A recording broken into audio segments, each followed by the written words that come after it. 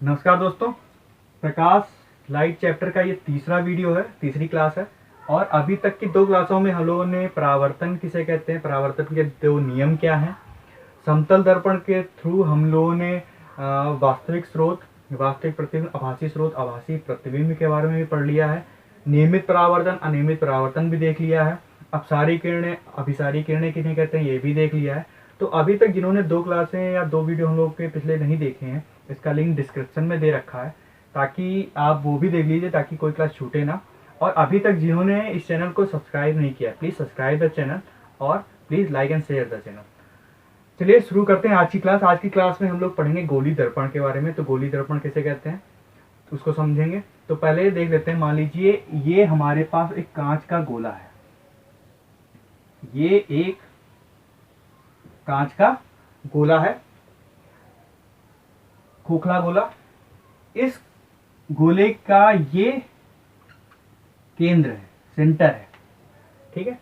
इस कांच के गोले से अगर हम इतना हिस्सा काट लें, इस कांच के गोले से इतना हिस्सा हम लोग काट लें, तो हमारे पास क्या बचेगा, ये पार्ट बचेगा। तो अब इस कांच के टुकड़े को, ये कांच है, दोनों तरफ पारदर्शी माध्यम है। अब इस कांच को हमें दर्पण बनाना है। तो दर्पण बनाने के लिए हमें पता है कि इसकी एक साइड को हमें पॉलिश कर देना पड़ेगा। तो अगर हम इसकी आउटर सरफेस को पॉलिश कर दें, इसकी बाहरी सतह को पॉलिश करें, तो ये जो भीतरी सतह है वो परावर्तन के उसमें रूल्स फॉलो होंगे, प्रकाश इस पे हिट करेगा और परावर्तित होगा। तो ऐसा दर्पण जब हम आउटर सरफेस को पेंट करते हैं, तो ऐसा दर्पण क्या कहलाता है, अवतल दर्पण। अवतल दर्पण, कॉनकेव मिरर। जब हम आउटर सरफेस को पेंट करते हैं तब दर्पण क्या कहलाता है, कॉनकेव मिरर। इसी प्रकार अगर हम इस दर्पण के भीतरी सतह को पेंट कर दें, ये जो टुकड़ा था कांच का, अगर हम भीतरी सतह को पेंट कर दें, तो ऐसा दर्पण क्या कहलाएगा, उत्तल दर्पण। ऐसा दर्पण हमारे पास क्या कहलाएगा, उत्तल दर्पण, ठीक है। इंग्लिश में बोल सकते हैं कॉन्वेक्स मिरर।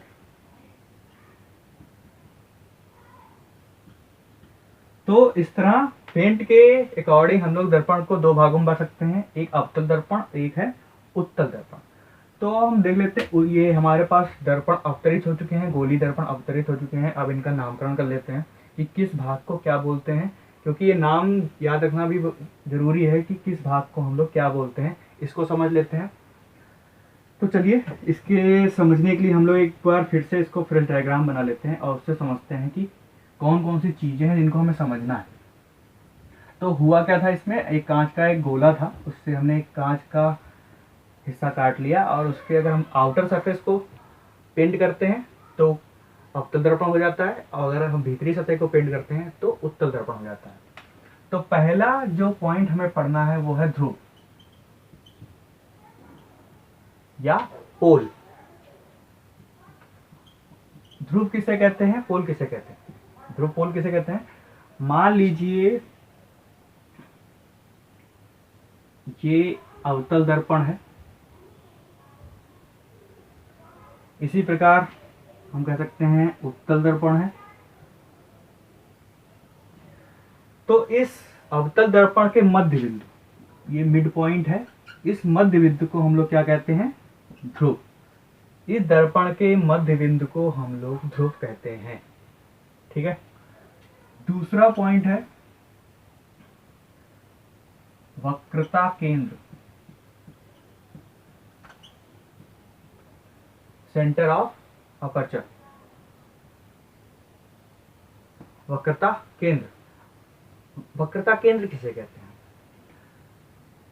मान लीजिए ये अवतल दर्पण है जो कि इस कांच के गोले से बना था, इस कांच के गोले से बना था। तो जिस कांच के गोले से ये अवतल दर्पण या उत्तल दर्पण बना है, उस कांच के गोले का केंद्र, उस कांच के गोले का केंद्र इस दर्पण का भी केंद्र कहलाता है, वक्रता केंद्र कहलाता है। जिस कांच के गोले से ये अब दर्पण बना हुआ है, उसका केंद्र इस दर्पण का वक्रता केंद्र कहलाता है। ठीक है। तीसरा है वक्रता त्रिज्या। वक्रता त्रिज्या सी वक्रता केंद्र और पोल के बीच की दूरी।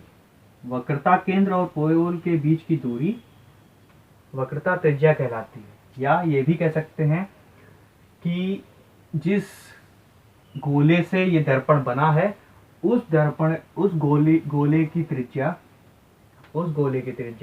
इस दर्पण की वक्रता त्रिज्या कहलाएगी। दोनों डिस्टेंस सेम ही होंगी, चाहे हम लोग कह सकते हैं वक्रता केंद्र और ध्रुव के बीच की दूरी वक्रता त्रिज्या कहलाती है। इसको हम लोग कैपिटल आर से रिप्रेजेंट करते हैं। ठीक है, रेडियस कैपिटल आर से रिप्रेजेंट करते हैं। चौथा पॉइंट है मुख्य अक्ष। मुख्य अक्ष किसे कहते हैं? ऐसी सीधी रेखा जो वक्रता केंद्र और पोल से होकर गुजरती है। ऐसी सीधी रेखा जो वक्रता केंद्र और ध्रुव से होकर गुजरती है मुख्य अक्ष कहलाती है। ऐसी लाइन जो वक्रता केंद्र और ध्रुव से होकर गुजरती है मुख्य अक्ष कहलाती है। तो ये जो लाइन है ये मुख्य अक्ष होगी। इस लाइन को क्या बोलेंगे? मुख्य अक्ष। पांचवा पॉइंट है फोकस दूरी। फोकस दूरी। इसके बाद देखिए फोकस। मान लीजिए इस मुख्य अक्ष के समानांतर कोई प्रकाश की किरण इस दर्पण पे आपतित होती है और आपतित होने के बाद जिस बिंदु को पर मुख्य अक्ष से होकर गुजरती है, जिस बिंदु से मुख्य अक्ष से होकर गुजरती है वह बिंदु उस दर्पण का फोकस कहलाता है। ठीक है। इसी तरह कोई इस उत्तल दर्पण में देख लेते हैं। मुख्य अक्ष के समांतर रेखा जब दर्पण पे आपतित होती है और आपतन के बाद जिस बिंदु से होकर गुजरती हुई प्रतीत होती है, मुख्य अक्ष पर जिस बिंदु से गुजरती हुई प्रतीत होती है वह उस दर्पण का फोकस कहलाता है। फिर से देख लीजिए फोकस किसे कहते हैं? कोई प्रकाश की किरण जब अवतल दर्पण पे आपतित होती है और आपतन के बाद जिस बिंदु से होकर गुजरती है या गुजरती हुई प्रतीत होती है, जिस बिंदु पर मुख्य अक्ष पर गुजरती है या गुजरती हुई प्रतीत होती है वह उस दर्पण का फोकस कहलाता है। ठीक है। छठा पॉइंट फोकस दूरी, फोकल लेंथ। फोकस और ध्रुव के बीच की दूरी फोकस दूरी कहलाती है। इसको स्मॉल एफ से रिप्रेजेंट करते हैं। फोकस और ध्रुव के बीच की दूरी फोकल लेंथ कहलाती है, स्मॉल एफ। ठीक है। अगला जो एक पॉइंट है द्वारक। सातवां पॉइंट है द्वारक।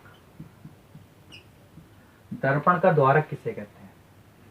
तो जितनी दर्पण की लंबाई है या कह सकते हैं जितनी लंबाई में ये दर्पण प्रकाश को परावर्तित कर सकता है वो उस दर्पण का द्वारक कहलाता है। मतलब कि इस दर्पण में ये और ये डिस्टेंस दर्पण का द्वारक कहलाएगी।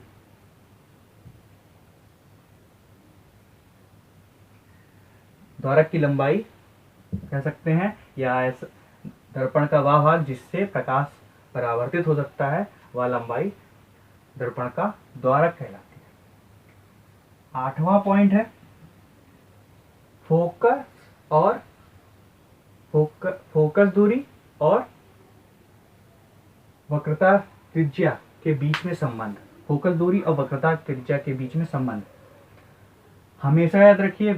फोकस जो है हमेशा वक्रता त्रिज्या के बीच का मध्य बिंदु होता है। मतलब जो फोकस होता है वो फोकस जो होता है वो वक्रता केंद्र का मध्य बिंदु होता है। मतलब R जो होता है वो 2f के बराबर होता है। वक्रता त्रिज्या फोकस दूरी की दुगनी होती है। ये डिस्टेंस और ये डिस्टेंस हमेशा बराबर होती है। फोकस केंद्र, वक्रता केंद्र के मध्य बिंदु पर होता है। तो R और F में जो रिलेशन होता है वो R = 2F या F = R/2 होता है। ये सब पॉइंट हो गए। अब इतने पॉइंट हम लोगों को पढ़ने थे कि किसको क्या बोलते हैं, हम लोगों ने समझ लिया गोली दर्पण में।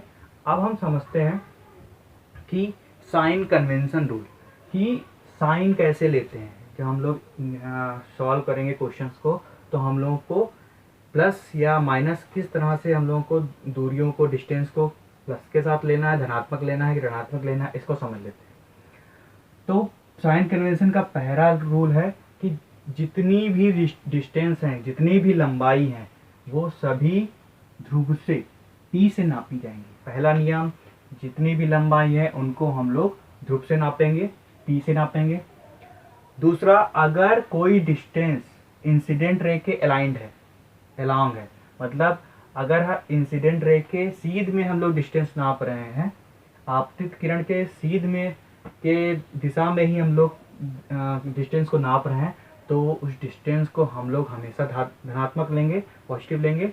और कोई भी इंसिडेंट रे के अपोजिट अगर हम डिस्टेंस नाप रहे हैं तो उस डिस्टेंस को हमेशा निगेटिव लेंगे, ऋणात्मक लेंगे। अगला चौथा नियम कि मुख्य अक्ष के ऊपर, प्रिंसिपल एक्सिस के ऊपर जितनी भी डिस्टेंस को नापेंगे उनको धनात्मक लेंगे, मुख्य अक्ष के नीचे जितनी भी डिस्टेंस को लेंगे उनको हमेशा ऋणात्मक लेंगे। तो ये साइन कन्वेंशन रूल हो गया।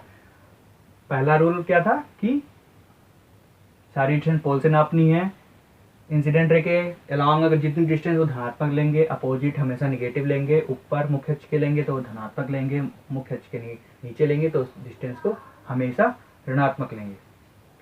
Thank you. और अगली क्लास में हम लोग जो है वो जो प्रतिबिंब बनने के नियम है उनको पढ़ेंगे और प्रतिबिंब कहाँ पे बनना है इसको भी देखेंगे।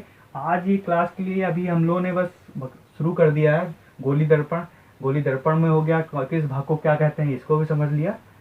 इस तरह से हम लोग गोली दर्पण की शुरुआत हो गई। नेक्स्ट क्लास में हम लोग जो देखेंगे वो देखेंगे कि प्रतिबिंब कैसे बनता है, गोली दर्पण से प्रतिबिंब कैसे बनता है, और प्रतिबिंब बनने से पहले प्रतिबिंब बनने के नियम उनको भी समझेंगे।